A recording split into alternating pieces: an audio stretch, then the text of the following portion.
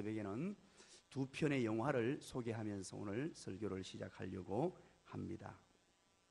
2016년도 여름에 그렇게 상영이 되었던 영화입니다. 그 영화는 바로 인천 상륙작전이라는 영화입니다. 관객 수를 한 700만 이상을 동원하게 된 성공 대열에 오른 그런 영화이기도 합니다. 이것은 우리나라 6.25 전쟁, 한국 전쟁을 배경으로 만들어진 영화죠.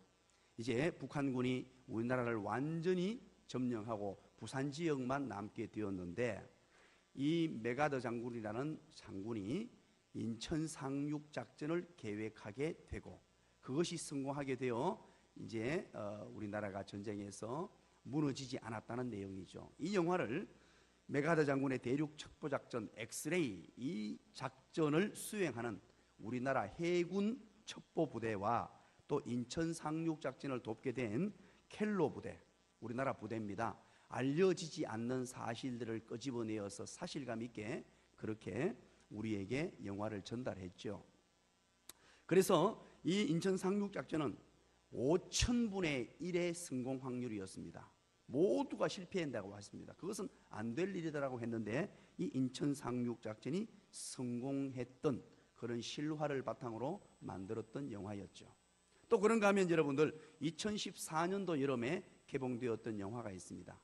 지금 현재까지 우리나라 흥행 1위 영화이기도 합니다. 혹시 여러분 아시겠습니까?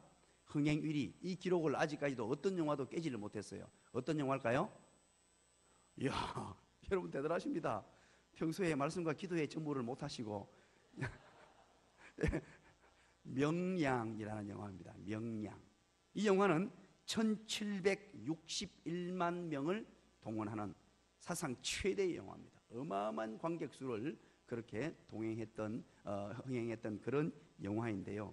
바로 이순신 장군을 주인공으로 했던 영화입니다. 명량해전을 했던 영화죠. 이 영화에서 중요한 명대사가 아직까지도 많은 사람들의 입에 오르내리고 있죠. 신에게는 아직 12척의 배가 남아 있습니다 하는 이 유명한 명대사를 남겼죠. 여러분 아시다시피 일본의 그 유명한 장군 이름이 뭐였습니까? 구루지마라는 탁월한 지략가가 330척의 배를 이끌고 이제 12척밖에 남지 않은 우리나라와 해전을 하게 되잖아요. 그것이 소위 명량해전이었습니다. 이 해전에서 엄청난 승리를 거둔 그 짧은 에피소드를 가지고 영화화했던 것이죠. 그래서 이 우리나라 사람들이 이걸 보고 열광을 했고 1760만이라는 어마어마한 관객을 동원하는 영화, 불후의 명곡 1위에, 불후의 명작 1위에, 명곡이 아니라 명작 1위에 남게 된 것입니다. 자, 여러분 보세요. 전쟁이라는 것을 하게 되면 어떻게 해야 된다는 말입니까? 탁월한 군사작전을 하거나 아니면 최고의 성능을 가진 무기를 만들거나 치밀한 계획을 하거나, 여러분 그렇지 않습니까? 인천 상륙작전이라는 그런 군사작전, 거북선이라는 어떤 최성능 무기, 이런 것들을 갖추고 치밀한 계획을 세우고 그렇게 전장터에 나가는 것이 일반적인 상식입니다. 그것도 큰 전쟁일수록 더 많은 준비를 해야 되고 더 멋진 군사작전을 펼쳐야 되는 것이 상책이고 최대의 무기죠. 그런데 오늘 이제 드디어 어마어마한 전쟁이 일어납니다. 어마어마한 여리고 점령이라는 전쟁이에요. 여리고를 어떻게 점령할 것이냐, 이제 드디어 요단강물, 넘실거리는 요단강물을 뛰어넘었습니다. 장애물을 뛰어넘었어요. 이제 드디어 하나님의 약속의 땅에 밟기 시작했습니다. 그리고 첫 성입니다. 여리고성을 점령해야 돼요. 이 점령을 하려면 어떤 군사작전을 펼치고 어떤 무기를 갖추고 어떤 치밀한 계획을 갖추고 이 전장터에 임해야 하는가 하는 것이에요. 그런데 여러분 한번 보실까요? 오늘 이 전장터에 이제 전장이 시작됩니다. 바로 여리고성 앞에 도달했습니다. 그 성을 뛰어넘어야 돼요. 이 전쟁을 어떻게 치르려고 하는지 우리 1절을 한번 보죠. 한번 읽어볼까요? 1절 시작. 요단 서쪽의 아모리 사람의 모든 왕들과 해변에 가나안 사람의 모든 왕들이 여호와께서 요단물을 이스라엘 자손들 앞에서 말리시고 우리를 건너게 하셨음을 듣고 마음이 녹았고 이스라엘 자손들 때문에 정신을 잃었더라. 아멘. 여러분 보십시오. 여기에 요단강물을 지나왔다는 이 소식을 들었습니다. 어디의 사람들이요? 가나안 사람들이, 여리고 백성들이 다 들었어요. 듣고는 이거 얼마나 놀랐던지 깜짝 놀랐습니다. 요단물이 다 녹아버렸고 다 말리셨다. 하나님께서 말리셨다. 그리고 건너게 했다. 그리고 그들에서 마음이 녹고 가나안 사람들이 어떻게 됐나? 정신을 잃었다는 거예요. 이스라엘 백성 때문에 큰일 났다, 이제 우리 다 죽었다, 이제 벌벌 떨고 있었단 말입니다. 그렇다면 전쟁에서 가장 상책이 뭡니까? 적군들이 지금 전의를 상실하고 이 어떤 겁에 질려있기 때문에 바로 진격을 해야 돼요. 진격하라! 그러고 달려가서 이들을 무너뜨리면 될 텐데, 전쟁의 1번 명령입니다. 첫 번째 명령이에요. 이렇게 두렵고 떨고 있는 그들에게 전쟁터에서 하나님께서 무엇이라고 명령하시는지 한번 보시죠. 2절입니다. 다 같이 읽겠습니다. 시작. 그때에 여호와께서 여호수아에게 이르시되 너는 부싯돌로 칼을 만들어 이스라엘 자손들에게 다시 할례를 행하라 하시매. 아멘. 자, 기가 막힌 명령, 다시 한 번 더 눈을 닦고 봐야 될 정도로 충격적인 명령을 내립니다. 전장터에 나가는데 이스라엘 백성들 중에 남자 장정들, 전쟁의 군인들 말이에요. 힘을 쓰는 전쟁의 군인들에게 하나님께서 하시는 말씀이 대수술을 시행하라라고 말합니다. 오늘 이 수술은 무엇을 말합니까? 할례를 시행하라는 것입니다. 할례는 뭐를 말합니까? 고래를 잡는 것이에요. 남자들 고래 잡는다는 말이 무슨 말입니까? 고래 잡는 말을 한자로 말하면 뭐랍니까? 포경. 그래서 포경 수술을 그러는 거예요. 고래 잡는다, 이 말은 한자로 포경 이렇게 말하니까 이 대수술을 시행한다는 거예요. 이 수술이 여러분 남자들은 대충은 이해를 합니다. 어느 정도 이것이 고통스러운 것인지. 이것을 이해를 돕기 위해서 우리 창세기 34장을 잠깐 소개하겠습니다. 창세기 34장 오늘 집에 가서 여러분 천천히 한번 읽어보시면 좋은데요, 창세기 34장에 보면 이스라엘 백성들이, 특별히 야곱과 야곱의 두 아들과 그와 함께 했던 가족들이 어디에 머물게 되냐니까 세겜 땅이라는 곳에 들어가게 돼요. 가나안 세겜 땅이라는 곳에 들어가게 돼요. 그곳에 딱 들어가서 정착을 하고 살려고 하는데 이게 웬일입니까? 그 야곱의 딸 중에 예쁜 딸이 한 명이 있었어요. D자로 시작합니다. 나자로 끝납니다. 그의 딸의 이름은 뭐였다고요? 디나라는 딸이었어요. 그 딸이 아주 예뻤을 거예요. 아주 여러분들처럼 미모가 죄라면 사형감에 속하는 그런 분들이었어요. 제가 그렇게 인사하라고 하니까 어떤 분들은 그렇게 얘기하더라고요. 미모가 죄라면 당신은 무죄라고. 그렇게 바꾸어 적용하면 안 됩니다. 탁월한 어떤 적용력입니다만 그렇게 하는 게 아니에요. 자, 그런데 그 미모를 가지고 밖에 나갔다가 그때 당시 그 지역의 세겜 지역에 누가 살았냐니까 히위 족속이라고 살았어요. 히위 족속이라고 살았는데 히위 족속 하몰이라는 사람이 추장이었어요. 하몰이라는 사람이 거기에 족장이었단 말이에요. 하몰의 아들 중에 세겜이라는 아들이 있었어요. 그 아들이 디나를 성추행해버리고 성폭력을 해버려요. 심각한 상황이 일어났습니다. 성폭력이 일어나버리고 나서는 뭐라고 하느냐니까 이 하몰의 아들 세겜이 아빠 자기 아빠 아들 쫓아가서 아빠 나는 그 여자 너무 좋아요. 내가 그 여자하고 결혼해야 되겠어요. 그렇게 부탁을 한단 말이에요. 일은 벌어졌고 아들이 그 디나와 결혼하자고 하니까 아버지가 책임을 지고 어디로 찾아가느냐, 야곱의 가족들, 야곱의 온 후손들이 사는 그곳에 찾아가서 부탁을 합니다. 이왕 이렇게 된 거 우리 아이들 결혼시킵시다. 그리고 너희들 부족하고 우리 부족하고 함께 결혼 조약을 맺고 그렇게 앞으로 영원히 한 가족처럼 한 민족처럼 삽시다. 그렇게 얘기를 해요. 그랬더니만 야곱이 하는 말이 우리는 할례받은 민족이요, 할례받은 민족이라서 조건이 있습니다. 그것 허락합니다. 그렇게 합시다. 그 대신 당신네들 히위 족속 모든 남자들이 전부 할례를 받으십시오. 그러면 우리는 함께 하겠습니다. 그렇게 해요. 그랬더니만 알겠습니다 하고 하몰이 돌아가서 그때 당시 남자들 전부를 불러 모아놓고 우리가 저 이스라엘 사람들하고 이제 함께 계약을 맺었다. 한민족처럼 살기로 했다. 결혼 조약을 맺기로 했다. 그랬더니 전부 다 우리 할례를 해라. 그리고 할례를 행했어요. 할례를 행하고 난 뒤에 3일 뒤에 야곱의 아들들 중에 디나와 엄마가 같은 두 아들이 있어요. 시므온과 레위가 칼을 들고 가서 그 히위 족속 전부를 죽여버려요. 단 두 사람이 가서. 별로 안 놀라네요.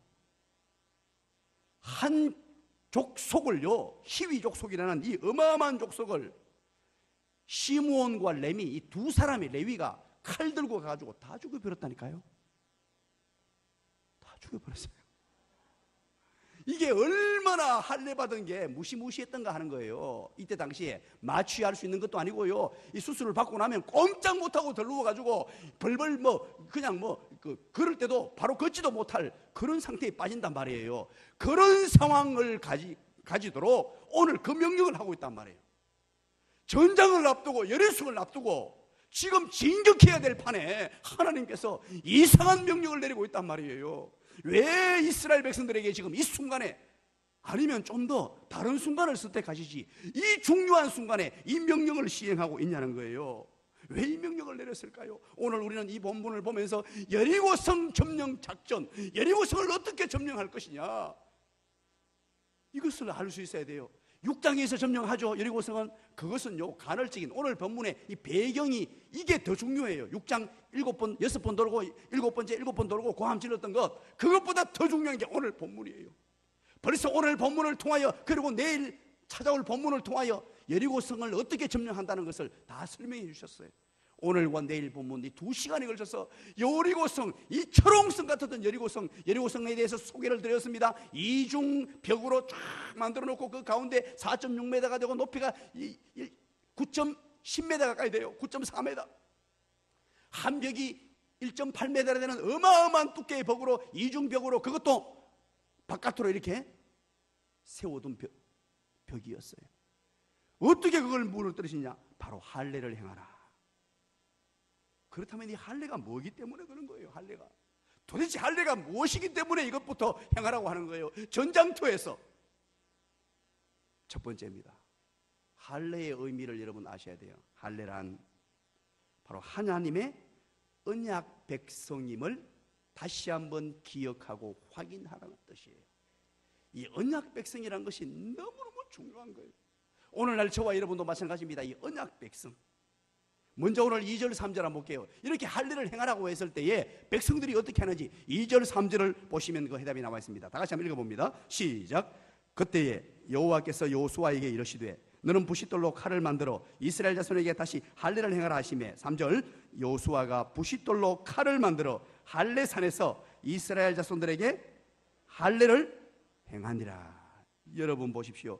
여호수아에게 명령합니다. 2절 제일 끝에 하나님께서 여호수아 지도자에게 명령하죠. 할례를 행하라 명령해요. 할례를 행하라 그랬죠. 그리고 3절에 백성들이 어떻게 했다고요? 할례를 행하니라. 이야, 이거 여러분 그냥 쉽게 넘어갈 이야기가 아니에요. 할례를 행하라는 명령을 내리자 말자 할례를 행하니라. 그 다음 절에 곧바로 하나님께서 여호수아에게 명령을 내리시고 여호수아가 백성들에게 시행하려고 하니까 백성들 한 사람도 거부하는 사람 없고 모든 백성들이 거기에 순종하여 할례를 시행합니다. 이 어마어마한 대수술, 이 옛날에 칼도 없어가지고요, 뭐로 만들었다고요? 칼을? 돌 가지고 만들었단 말이에요. 돌 가지고. 여러분 상상을 해보세요. 이 250만 중에 남자가 얼마나 됐었겠어요? 어마어마한 남자 60만이 넘으시지 않겠습니까? 어마어마한 남자를 대상으로 전부 돌을 가지고 칼을 만들어 가지고 그렇게 시행을 했단 말이에요. 그런데 이 순간에 만약에 여리고에서 군사를 동원해서 쳐들어왔으면 어떡할 거예요? 한 방에 가는 겁니다. 제가 창세기 34장을 소개했던 이유가 그거예요. 이런 절체절명의 위기에서 백성들은 단 한 사람도 거부하거나 안 됩니다, 지금 전장의 순간에 이거 큰일 납니다 하고 말했던 사람 한 사람 없이 1절의 명령이 떨어지니까 2절에 그대로 행하는, 말 그대로 상명하복의 모습을 우리에게 보여주고 있습니다. 자, 그렇다면 우리에게 가슴 뛰지 않습니까? 저는 이 본문 2절을 읽는 순간에 행하라고 명령하고 행하니라라고 했을 때 제 가슴이 벌렁벌렁 거리셨습니다. 이야, 지금 이렇게 명령에 순종할 때 하나님이 어떤 기적을 베푸실까? 이 모습이 얼마나 아름답고 귀할까? 하나님 보시기에 하나님의 백성들 여호수아의 모습이 얼마나 귀하고 얼마나 소중할까?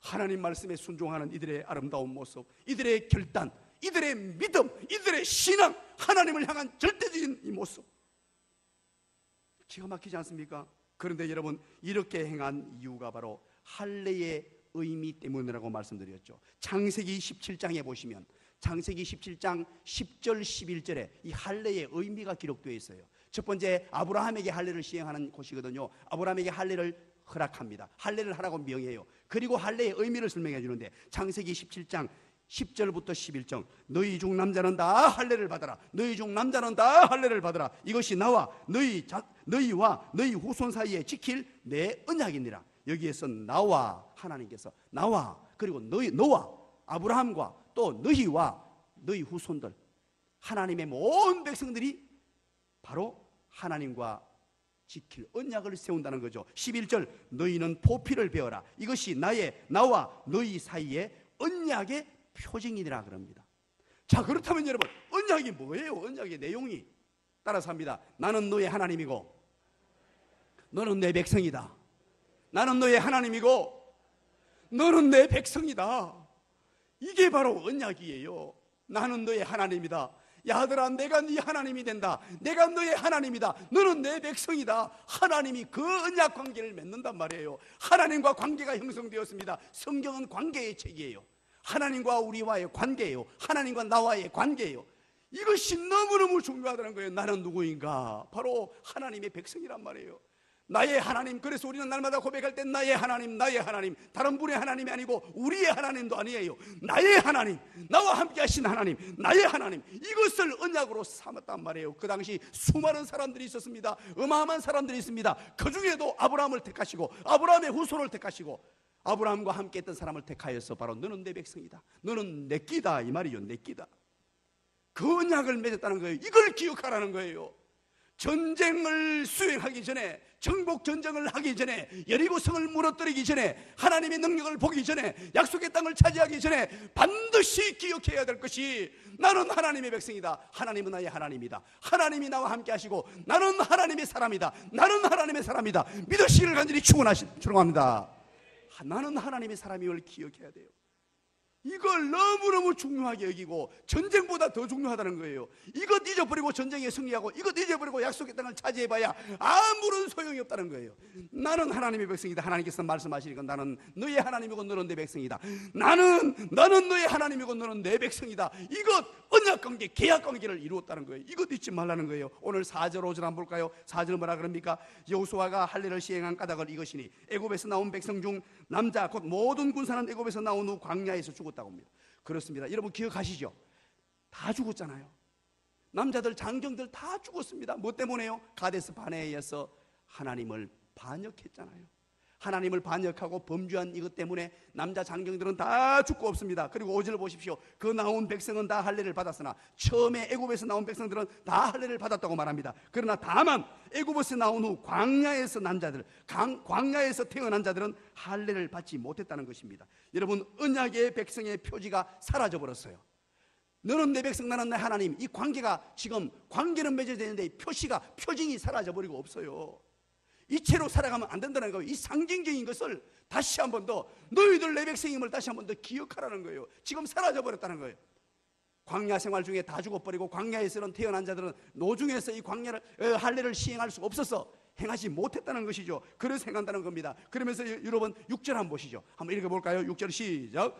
이스라엘 자손들이 여호와의 음성을 청종하지 아니하므로 여호와께서 그들에게 대하여 맹세하사 그들의 조상에게 맹세하여 우리에게 주리라고 하신 땅 곧 젖과 꿀이 흐르는 땅을 그들이 보지 못하게 하리라 하시매 애굽에서 나온 족속 곧 군사들이 다 멸절하기까지 40년 동안을 광야에서 헤매었더니 여러분 보십시오. 왜 그렇게 했느냐? 여호와의 음성을 청종하지 아니했다는 거예요. 순종하지 아니했다는 거예요. 하나님 말씀 듣지 아니했다는 것입니다. 그래서 젖과 꿀이 흐르는 땅을 바로 차지할 수 있음에도 불구하고 차지하지 못하고 광야 몇 년을 돌았다고요? 6절 끝에 광야 몇 년을 돌았다고요? 40년을 돌고 또 돌았다는 것입니다. 광야 1세대가 바로 이것 때문에 죽었습니다. 불순종했기 때문이에요. 언약 백성임을 잊어버리고 불순종하고 살았기 때문입니다. 그래서 7절에 여러분 보십시오. 다 같이 한번 읽어봅니다. 7절 시작. 그들의 대를 잇게 하신 이 자손에게 여호수아가 할례를 행하였으니 길에서는 그들에게 할례를 행하지 못하였으므로 할례 없는 자가 되었습니다. 할례 없는 자가 되었다는 거예요. 언약 백성임을 이제 표징하고 증거할 것이 사라져버렸다는 거예요. 그래서 다시 한 번 더 이걸 기억하라. 이것부터 기억하고 이게 안 되면은 아무리 외형적으로 땅을 많이 얻고 여리고성을 무너뜨리고 수많은 하나님의 은혜를 경험하고 약속의 땅을 경험하고 약속의 땅을 차지하고 하나님이 주신 하늘의 신령한 은혜, 땅의 기름진 복을 받아도 이것은 다 헛수고 가짜고 아무 소용이 없다는 거예요. 내 하나님의 백성들이 반드시 기억해야 될 것, 바로 언약관계. 나는 너의 하나님이고 너는 내 백성이다. 이것을 잘 표현해 주는 게 어디 있습니까? 우리가 눈만 떠도 생각나는 거, 내가 너를 지명하여 불렀나니 너는 내 것이라, 내 것이라, 너의 하나님이라, 내가 너를 보배롭고 존귀하게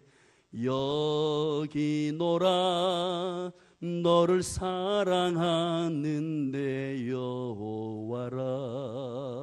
믿으시기 바랍니다. 새벽에 찬양해도 목소리 괜찮죠? 좀 감동스러워야 하는데 이사야 43장의 1절 말씀 아닙니까? 이사야 43장 1절, 내가 너를 구속하였고 내가 너를 지명하여 불렀나니 너는 내 것이라. 이게 바로 너는 내 백성이란 말이에요. 너는 내 끼다 이 말이에요. 하나님께서 끊임없이 강조하고 또 강조하는 내용이에요. 2절만 하면 하나님께서 말씀하시고, 너는 내가 너를 지명하여 불렀고 내가 너를 구속하여 불렀나니 너는 내 것이다. 너는 내 백성이다. 너는 내 백성이다. 너는 내 백성이다. 오늘 이 시간 나오신 분들 다 이 주님의 음성 들으시기를 간절히 축원합니다. 이걸 기억할 수 있어야 돼요. 여리고 승리를 앞두려면 이 관계가 확실해야 돼요. 이거 잊어버리면 안 돼요. 나는 하나님의 백성이구나. 하나님은 나의 하나님이 되시는구나. 나를 지켜주시고 보호해 주시는구나. 이사야 43장 4절에 그렇게 가서 뭐라 그럽니까? 네가 내 눈앞에 보배롭고 존귀하니라고 말합니다. 우리에게 별명을 한 가지씩 지어줘요. 보배, 존귀. 왜 언약을 맺었느냐? 너희들 생김새와 상관없다. 너희들 조건과 상관없다. 너희들 살아온 방식과 상관없다. 그래도 내가 너희들 보배로 여기고 존귀하게 여긴단 말이에요. 그것이 바로 너는 내 것이라 이 뜻이에요. 그것이 바로 너는 내 백성이다 이 뜻입니다. 옆에 사람에게 한번 얘기해 주시기 바랍니다. 보배님 안녕하세요. 종귀님 반갑습니다. 보배와 존귀로 삼으셨다고 4절에서 우리에게 말씀해 주시잖아요. 이것뿐입니까? 성경은 계속해서 이것을 소개합니다. 이사야 62장을 여러분 기억합니까? 이사야 62장은 포로기 생활 송해대 백성들이 고통과 고민 중에 있을 때의 회복의 역사를 노래한 노래입니다. 이사야 62장 4절에 다시는 너를 버림받은 자라 부르지 아니하며 다시는 네 땅을 황무지라 부르지 아니하고 오직 너를 헵시바라 하며 네 땅을 뷸라라 하겠다라고 말해요. 자, 여기서 보십시오. 버림받은 자라고 말하죠. 버림받은 자라는 말은 나라를 잃고 뿔뿔이 흩어져서 종살이하는 이스라엘 백성들을 말하는 거예요. 고통 중에 있는 그 하나님의 백성들을 무엇이라 부르겠다고 합니까? 버림받은 자를 뭐로 바꿔주겠다? 헵시바로 바꿔주겠다는 거예요. 헵시바. 버림받은 자, 헵시바라는 말은 하나님의 기쁨이란 뜻이에요. 하나님의 기쁨의 대상, 하나님이 기뻐하게 여기고 보기만 봐도 기쁘고 좋고 눈만 쳐다봐도 행복해지는 사람으로 하나님이 인정해주겠다, 세워주겠다고 약속하신 거예요. 그리고 여러분, 황무지란 말은 무슨 말입니까? 버림받은 아내, 소박댁이라고 번역되죠. 그냥 남편을 잃은 사람, 남편이 없어서 외롭게 쓸쓸히 과부로서 고통스럽게 살아가는 모습을 표현한 단어가 바로 황무지, 원어상 표현이에요. 그런데 뷸라라고 합니다. 황무지가 뷸라는 뭡니까? 결혼한 여인을 말해요. 그 말은 무슨 말입니까? 남편이 든든한 벌티목이 되어주고 남편이 울타리가 되어주고 남편이 지켜주고 보호해주는 바로 영적 하나님, 영적으로 말하면 우리 하나님을 말하는 거예요. 하나님이 우리 남편이 되어주셔서 버티목이 되어주고 지켜주시고 보호해주시고 우리의 삶의 울타리가 되어주겠다. 그래서 우리에게 뭐라 그러느냐? 바로 너는 내 백성이다 이 말이에요. 너는 내 백성이다. 그래서 너희들은 헵시바라고 내가 이름을 붙여주마. 너희들은 뷸라라고 이름을 붙여주마. 이게 바로 언약 백성임을 믿으시기를 간절히 축원합니다. 이것부터 기억하라는 거예요. 하나님의 어마어마한 사랑, 이것 때문에 궁극적으로 예수 그리스도를 이 땅에 보내주셨어요. 이것을 회복하시기 위하여 예수 그리스도를 보내주셔서 우리를 살아가심으로 이 언약 관계를 성취시켜 주셨어요. 죄악 가운데 있어서 영원히 죽을 수밖에 없던 우리들을 살려주시고 건져주시고 하나님 되신 그분이 이 땅에 오셔서 자기 생명을 내어놓으시기까지 이 언약을 성취시키시고 나는 너를 사랑한다. 너는 내 백성이다. 너는 내 끼다. 이야, 기가 막힌 노래 아닙니까?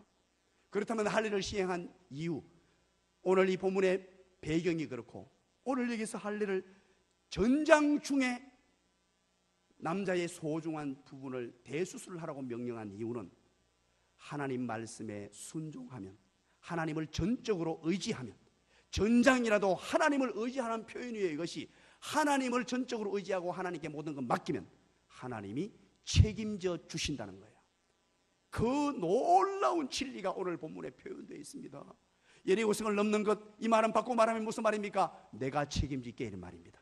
너희들이 여기에 순종하면, 이 엄청난 명령에도 그대로 순종하면 내가 나머지 책임질게. 전쟁은 내게 속한 것이다. 하나님이 지금 그 음성 들려주신 거예요. 6절에 보십시오. 이때까지 이스라엘 백성들은 여호와의 음성을 청종하지 아니했습니다. 하나님의 말씀을 듣지 않았습니다. 그렇게 살아갔어요. 그래서 신명기 1장 2절 여러분 기억하십니까? 애굽 땅에서 가나안까지 며칠 길이라고 소개하고 있습니까? 신명기 1장 2절에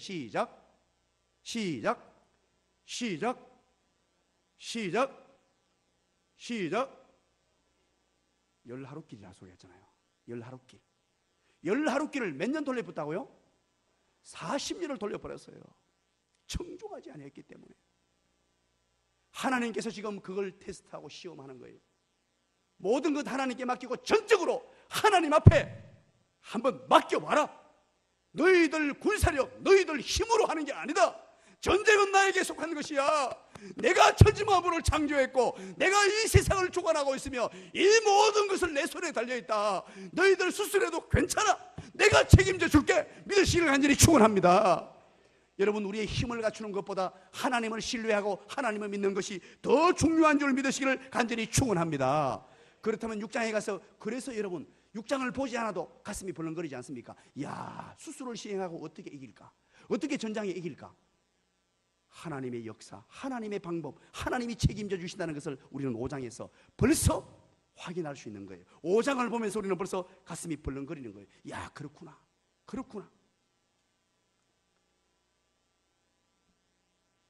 원고 반밖에 안 했는데 시간이 다 가버렸습니다. 내일 할게요.